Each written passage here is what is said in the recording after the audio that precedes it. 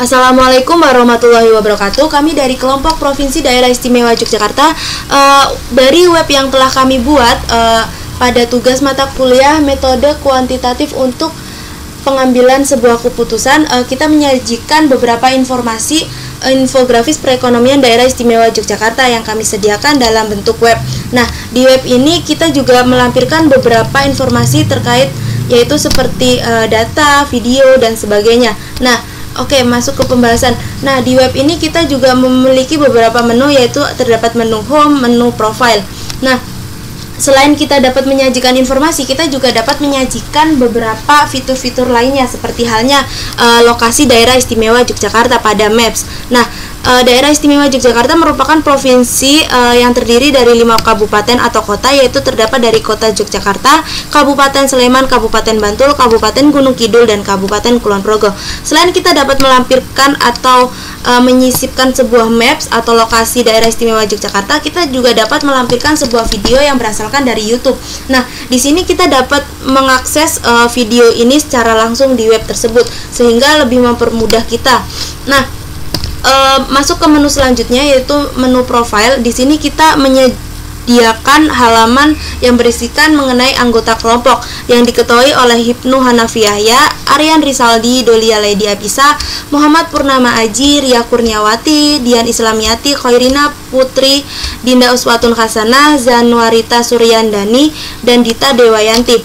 Nah, setelah ke menu profile, kita masuk ke dalam menu inti yang bakalan kita sajikan beberapa informasi yang terkait dengan perekonomian yang ada di Yogyakarta. Masuk ke menu pertama, yaitu terdapat UMKM.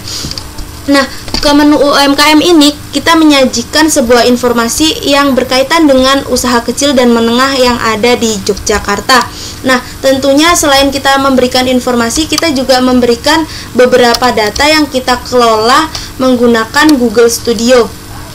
Nah, kita dapat melampirkan data ini di web ini, yaitu dari kami mengambil kasus, yaitu usaha mikro Daerah Istimewa Yogyakarta. Nah, di sini kami menyediakan sajian data ini berdasarkan diagram ataupun grafik table. Nah, di sini terdapat data dari tahun 2016 sampai dengan 2020, baik dari sektor industri non pertanian maupun industri non pertanian.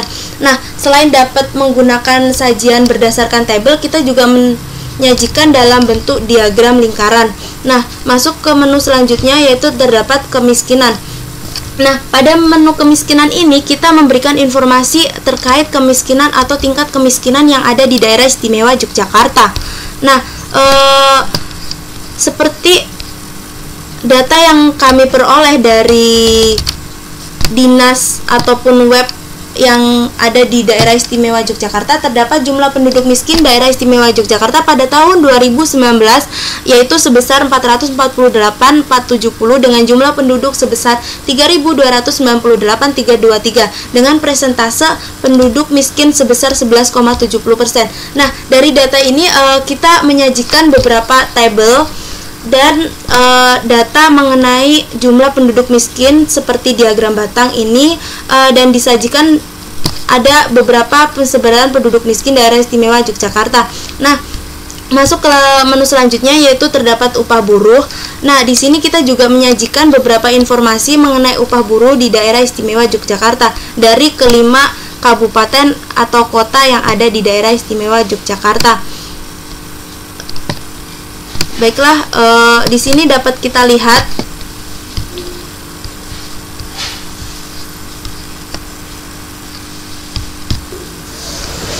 di sini kita menyajikan infografis upah buruh Daerah Istimewa Yogyakarta, yaitu yang kita sajikan berdasarkan data dan diagram batang. Nah, di sini terdapat contoh halnya rata-rata upah buruh sebesar 2,7 juta per bulan. Nah, dari data ini kita kelola dari Google Studio, kita masukkan ke dalam web. Nah, masuk ke dalam menu selanjutnya, yaitu pengeluaran per kapita. Nah, dalam menu pengeluaran per kapita itu sama halnya dengan menu-menu sebelumnya, yaitu kita membahas atau menyediakan informasi mengenai pengeluaran per kapita Daerah Istimewa Yogyakarta. Nah, kita juga menyajikan beberapa data yang kita kelola yaitu jumlah total dari 2015 sampai 2019 mengenai pengeluaran per kapita yaitu sebesar 5.782.118. Nah, di sini kita menggunakan diagram batang dan tabel dalam penyajian data. Menu ke selanjutnya yaitu terdapat ekspor dan impor. Nah, pada ekspor dan impor ini kita menyajikan sebuah data menggunakan diagram batang dan di pembahasan halaman ekspor dan impor ini kita menyediakan data periode 2020 mengenai ekspor dan impor pada bulan Januari sampai dengan bulan Desember. Tetapi karena pada tahun 2020 belum selesai sehingga pada data November dan Desember itu belum terdapat data tetap. Nah, kita masuk ke menu selanjutnya yaitu menu pariwisata. Selain kita dapat memberikan data berbentuk satu halaman, kita juga menambahkan sub tema pada halaman web ini. Yang pertama, dalam pariwisata ini kita dapat menyajikan beberapa data mancanegara yang datang ke daerah istimewa Yogyakarta tentunya. Nah, data ini dapat kita lihat dari tahun 2015 sampai dengan 2019 terdapat kenaikan grafik pengembangan wisatawan mancanegara daerah istimewa Yogyakarta. Nah, di menu ini selain kita dapat melihat grafik perkembangan wisatawan, kita juga dapat melihat tingkat hunian kamar hotel yang ada di daerah istimewa Yogyakarta. Nah, seperti data yang kita dapat dari Dinas Pariwisata, data tertinggi yaitu sebesar 55,68%. Nah, tercatat ada beberapa 148 hotel bintang dan 1475 hotel non bintang. Nah, kita juga menyajikan data berbentukan. Nah, di sini sama halnya kita juga menyajikan diagram batang yaitu yang berisikan mengenai informasi-informasi kamar hotel yang ada di daerah istimewa Yogyakarta. Kita masuk ke menu selanjutnya yaitu jumlah pengangguran. Nah, pada menu jumlah pengangguran ini kita menyajikan data mengenai tingkat pengangguran yang ada di daerah istimewa Yogyakarta dari kelima kabupaten dan kota daerah istimewa. Berdasarkan data yang kami dapat dari Badan Pusat Statistika, kita mendapatkan jumlah rata-rata pengangguran di daerah istimewa Yogyakarta yaitu sebesar 68,8 ribu, sedangkan pada total pengangguran daerah istimewa Yogyakarta pada periode 2015 sampai dengan 2019 terdapat 343,8 ribu tingkat pengangguran.